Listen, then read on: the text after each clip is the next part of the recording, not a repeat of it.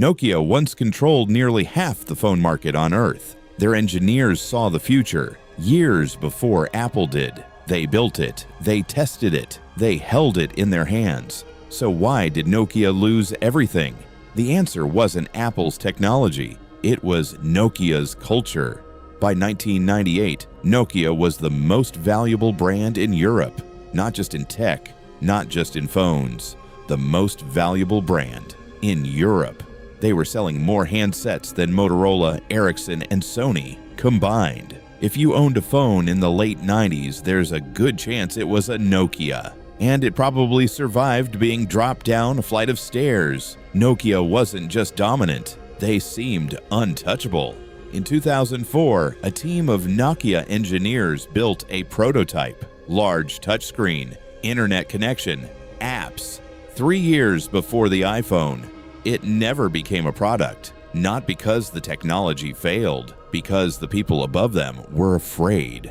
Inside Nokia, everyone knew Symbian, their operating system, was falling behind. Engineers knew it, managers knew it, but the problem went deeper than software. Symbian had been built for a different era, an era of basic calls, simple texts, and small screens. Adding new features to it wasn't just difficult, it was exhausting. A task that might take a competitor's team 2 weeks could take Nokia's engineers 2 months. The code was fragile, the architecture was outdated, every update risked breaking something else, and this wasn't a secret. Inside Nokia, engineers talked about it constantly, in hallways, in small meetings, over lunch. Everyone knew, but knowing wasn't the same as being allowed to say it out loud, in the right room, to the right people.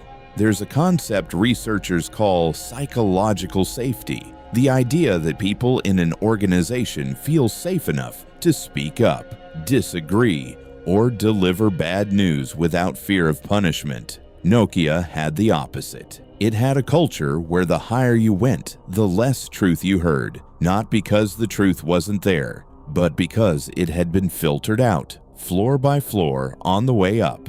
Because inside Nokia, bad news could end careers. Executives would dismiss concerns in meetings, challenge data in front of entire teams, make it clear that raising problems was not welcome. So managers stopped raising them.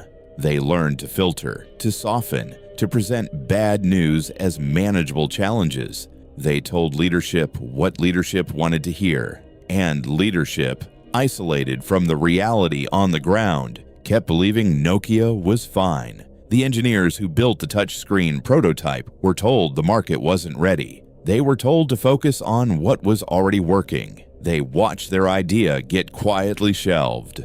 Then came January 9th, 2007. Steve Jobs walked on stage in San Francisco. Nokia's engineers watched the live stream. Some later admitted they weren't shocked. They were terrified, because they had been warning about this for years, and nobody had listened. Nokia's public response to the iPhone was dismissal. Their CEO called it niche. Executives said the keyboard would always matter. Analysts backed them up. They weren't lying. They genuinely believed it, because the people around them had stopped saying anything different. Behind the scenes, Nokia knew they had a problem. They launched a last-ditch effort called MeeGo, a new operating system built from scratch, designed to compete with iOS and Android. It was years in the making. One phone shipped running it. One, the Nokia N9, released in 2011, reviewed well, then immediately discontinued, because by that point, Nokia had a new CEO. Stephen Elop, formerly of Microsoft, had taken over in 2010. In February 2011, he sent an internal memo to the entire company. He described Nokia as a burning platform. He wrote that Nokia was standing on an oil rig that was on fire, and that the only choice was to jump. That memo was leaked within hours.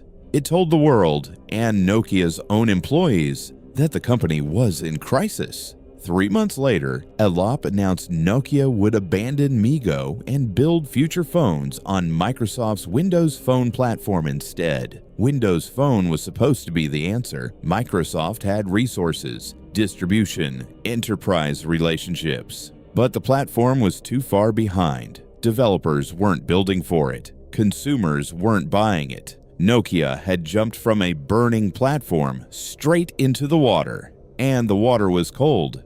While Apple refined the iPhone with each new generation, and Android expanded across hundreds of devices and price points, Nokia's Windows phones sat on shelves. The partnership that was supposed to save Nokia accelerated its decline. In 2007, Nokia controlled around 40% of the global smartphone market. By 2013, it had fallen below 5%. That same year, Microsoft acquired Nokia's phone division for $7.2 billion. 2 years later, Microsoft wrote off most of that investment. In 2016, the Nokia brand disappeared from phones entirely. A company that had once built half the world's handsets, gone in under a decade. Nokia had the engineers, they had the prototype, they had years of warning. Most companies die because they failed to see the future. Nokia saw it. That's what makes this story so terrifying. The people who could have changed everything were inside the building the whole time. They just weren't allowed to speak. Every week, the Story Lab covers the decisions that changed industries and what they reveal about the ones being made right now.